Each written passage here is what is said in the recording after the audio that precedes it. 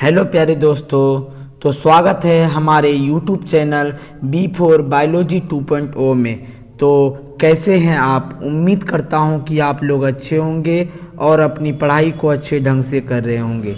जैसा कि आज आप लोग देख पा रहे हैं, आपके लिए साइंस के टॉप 50 क्वेश्चन लेके आए हैं जो आपके विभिन्न प्रतियोगी परीक्षाओं के लिए काफ़ी ज़्यादा इम्पोर्टेंट है। तो आप लोग मेरे साथ बन के आप इस जितने भी क्वेश्चन को 50 क्वेश्चन को आप रट जाइए।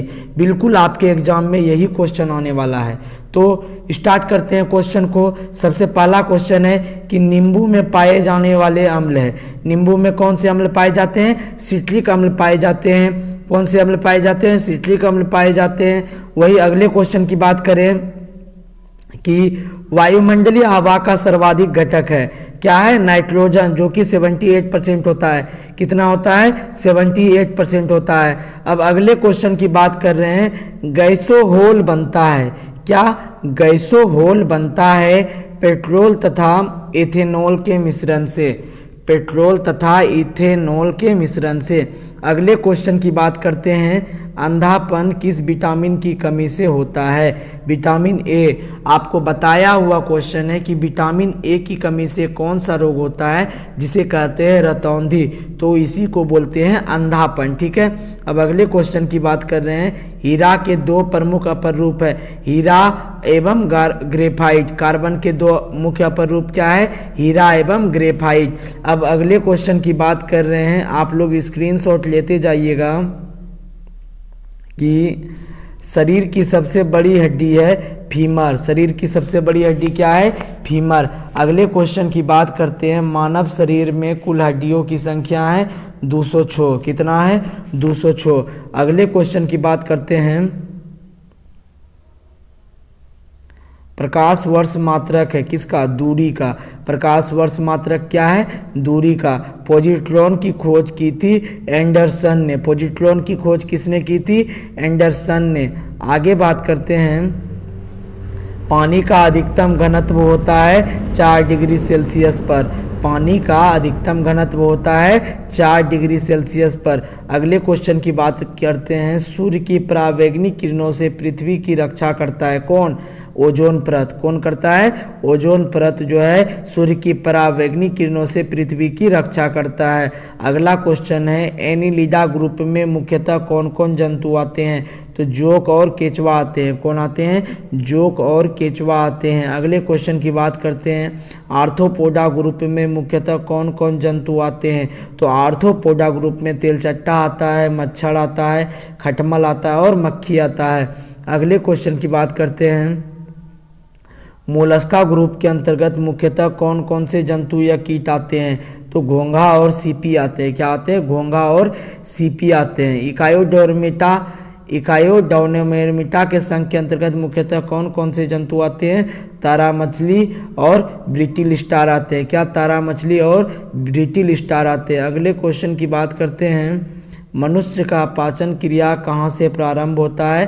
तो मुख से। मुख में किस चीज़ का पाचन होता है? आप लोग कमेंट बॉक्स में ज़रूर बताइएगा कि मुख में किस चीज़ का पाचन होता है। आप लोग कमेंट बॉक्स में ज़रूर बताइएगा। अगले क्वेश्चन की बात करते हैं, सिराए द्वारा कौन सा रक्त प्रवाहित होता है? तो अशुद्ध रक्त। क्या? अशुद्ध रक्त। अगले क्वेश्चन की बात करते हैं, धमनी द्वारा कौन सा रक्त प्रवाहित होता है? तो शुद्ध रक्त। कौन सा रक्त? शुद्ध रक्त। कौन सा विटामिन जल में घुलनशील होता है? तो विटामिन बी और सी। विटामिन बी और सी जल में घुलनशील होता है। अगले क्वेश्चन की बात करें, सोडियम का कार्य क्या है? यह रक्तदाब नियंत्रित करने में सहायक होता है तथा जल का संतुलन बनाए रखता है। अब अगले क्वेश्चन की बात कर रहे हैं, पौधे के लिए सबसे अच्छा उर्वरक कौन है? कंपोस्ट है। कौन है? कंपोस्ट है। पेट्रोलियम किस प्रकार की चट्टानों में पाया जाता है? अपसादी चट्टानों में पाया जाता है। किस चट्टानों में पाया जाता है? अपसादी चट्टानों में पाया जाता है। अब अगले क्वेश्चन की बात करते हैं, गुब्बारों को उड़ाने के लिए काम में लाई जाने वाली गैस कौन है? हीलियम। कौन सी गैस है?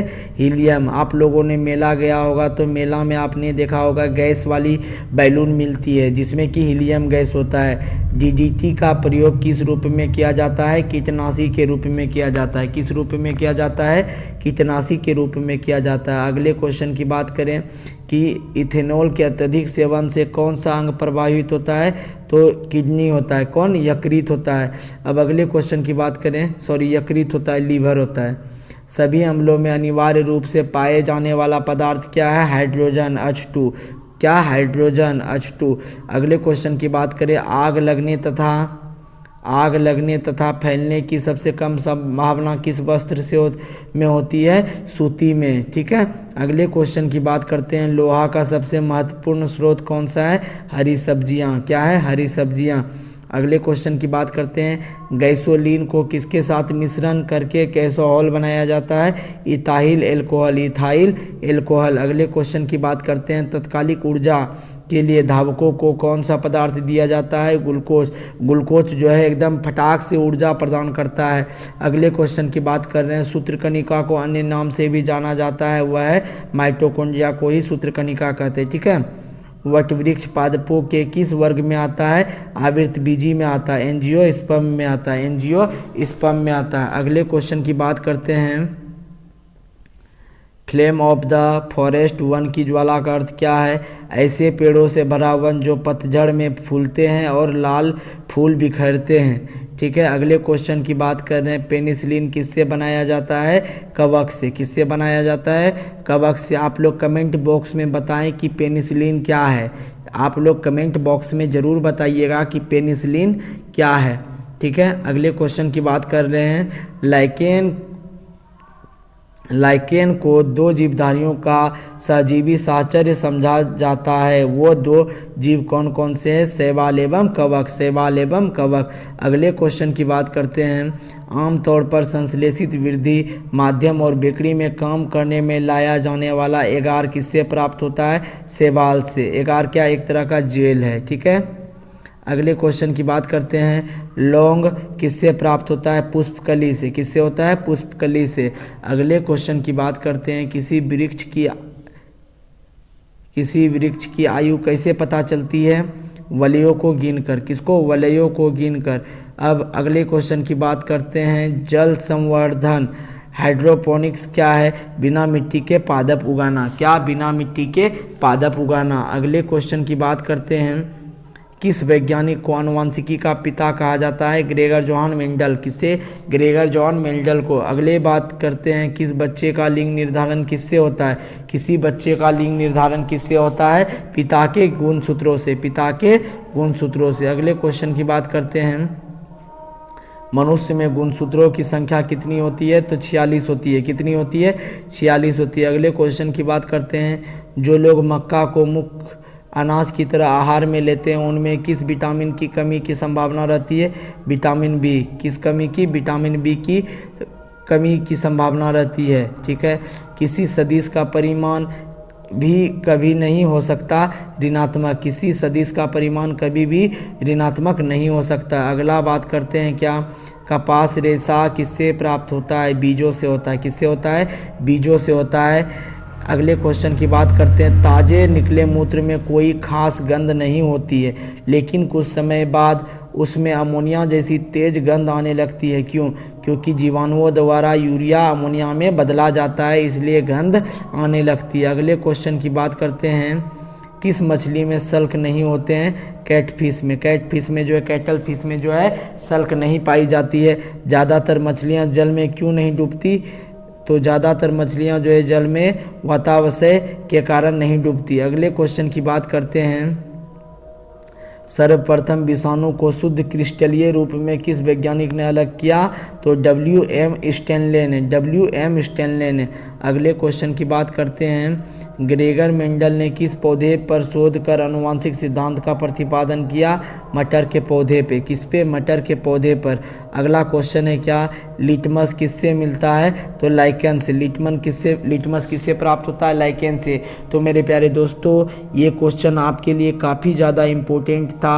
आपके सभी परीक्षा में ये क्वेश्चन पूछा जा सकता है। आपका जनरल साइंस का ये क्वेश्चन था, आप लोग इसको रट लीजिए और ऐसा ही क्वेश्चन आपके लिए हम डेली लेके आएंगे। इसलिए हमारे चैनल पर बने रहने के लिए आप हमारे चैनल को लाइक, सब्सक्राइब और कमेंट कर दीजिए। और आपसे जितना क्वेश्चन पूछा गया है कमेंट बॉक्स में, आप उसको जवाब देने का कोशिश कीजिए। बहुत बहुत धन्यवाद कि आपने हमारे साथ जुड़कर क्लास किया।